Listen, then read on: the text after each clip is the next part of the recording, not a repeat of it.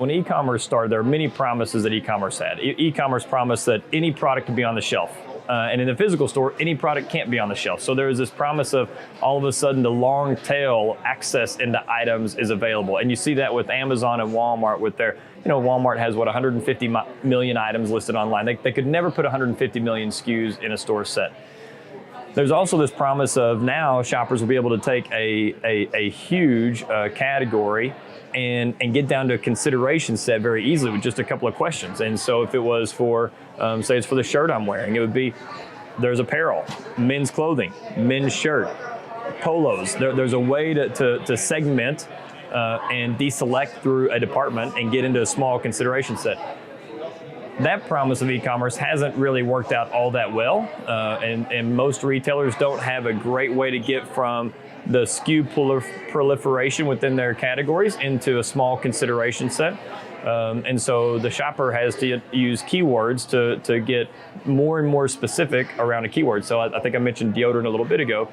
You might start your search with deodorant. Well, on Walmart.com, there are 1,255 deodorant SKUs on Walmart.com. So then you might need to get more specific and either include a brand name or a size or aluminum free or charcoal or organic. So you have to get more specific to begin to deselect through that category to get into a consideration set.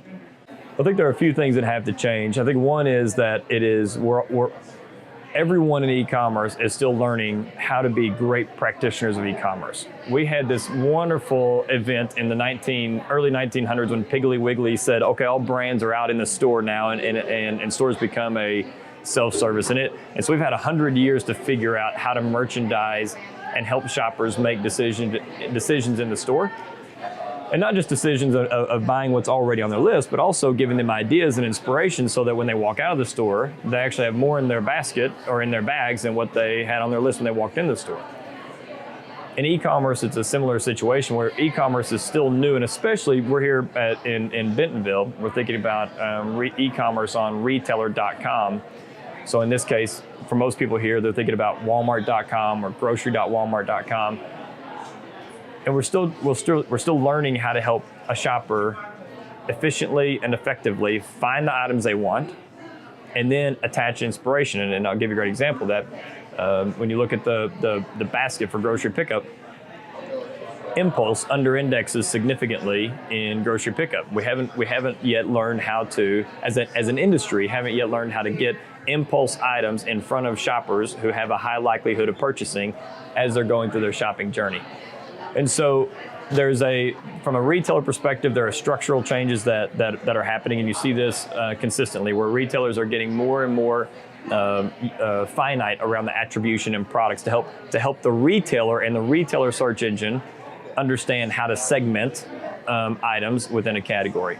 You also see retailers beginning to deploy a lot of AI and personal shopping where the suggestions are more individualized than they used to be, so that they understand my preferences and my taste, so they can give me items that are ideas that that tend to be more often in my basket, where that's refill items. So the retailer might know that I buy coffee, a canister of Cafe Bustelo once every 3 weeks, and it's about time for me to refill my Cafe Bustelo. Or to know that if I'm a Cafe Bustelo drinker, I might also be interested in sweet and low packets. And so they're getting more individualized. That's helpful from a retailer perspective.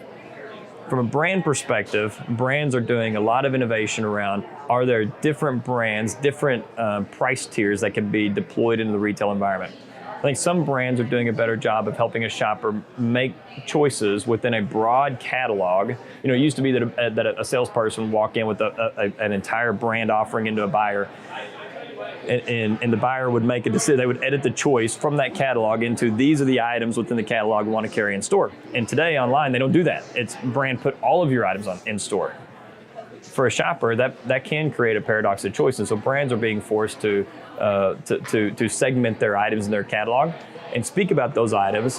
What they don't do well yet is, I don't see a lot of brands that talk about their items in relation to the other items either within their catalog or outside in the category. You see it a little bit with things like comparison charts and that sort of thing, but there's so much room to grow and innovate in this space of just helping a shopper quickly and efficiently. Number one, find what they need, and number two, find items they want, whether they knew they wanted them or not.